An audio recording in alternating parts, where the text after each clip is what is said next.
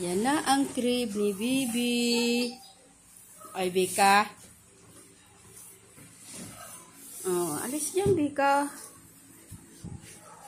Kasi, titingnan na yung crib ng aming baby.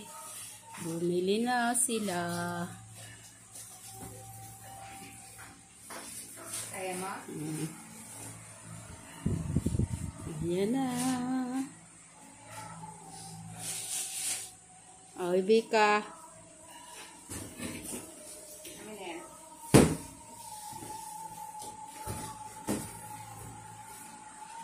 Tagal pa tumama isang oras to. No. Wait na, ano kunti, mga ilang minutes lang. Bigat pala yan. Hindi pala yun yung crib na kahoy, no? Ano pala yan? Bakal pala yan? Ibang klase pala yan. Matibay pala yan. Agon, tayo kung hunig mo. Ayan, ayan, ayan.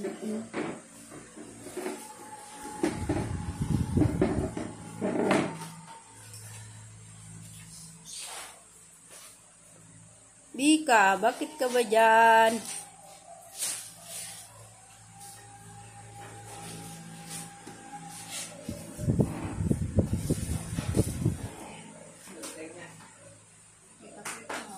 Eh di, pag ano yan, i-assemble mo yan diya sa sala o doon sa kwarto? Dito po assemble din. Kasi yun doon ipasok sa ano, kwarto. Taas mo yung short mo dito.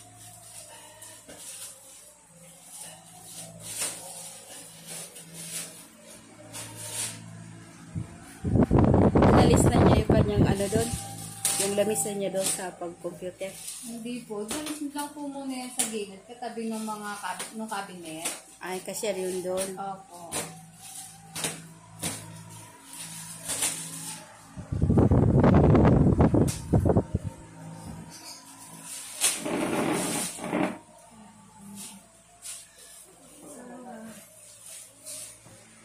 Ayan pala yan.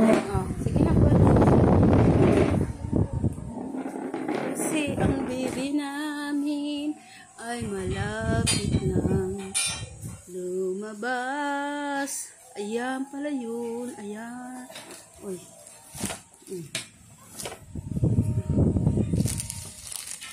Ayan pala to. Ay, ito yung kahoy. Tapos,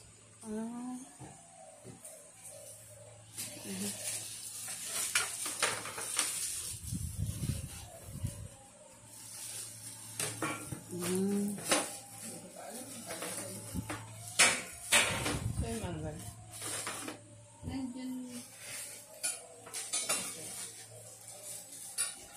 ayan. Oh. Oh. Ay, oo. Tapos ilalagay dun.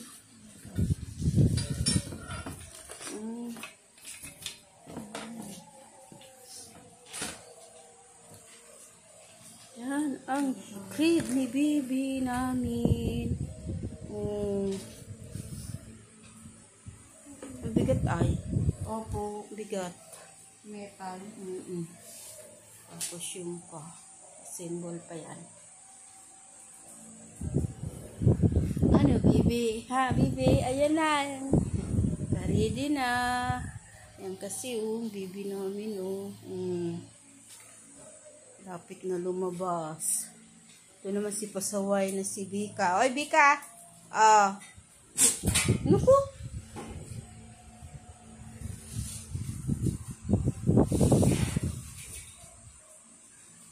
Ayan.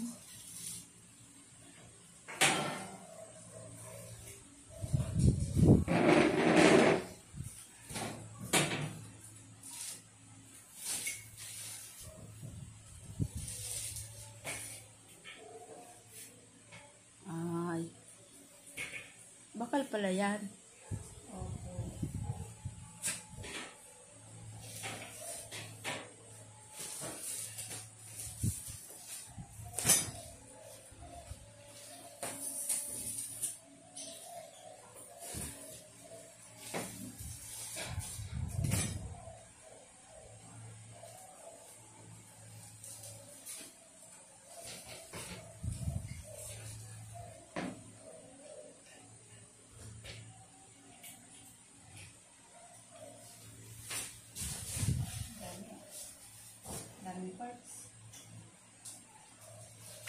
Binigay ko na pala yung puzzle kanina eh. Apo. Lorena, tuwang-tuwa. Salamat daw. Kasi, bibili daw sana siya. Eh, mabuti na nga lang daw, binigay na natin yung ano, yung puzzle. Luma naman na kasi.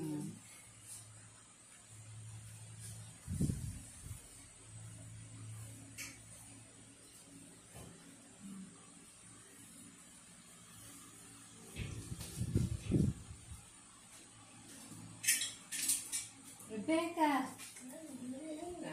Ano bang ginagawa mo man dyan, Bika? Doon ka sa labas. Doon ka sa labas. Labas ka. Ito. Labas. Chicheria. Labas na. Wala lang. Paano? Yan. Rebecca!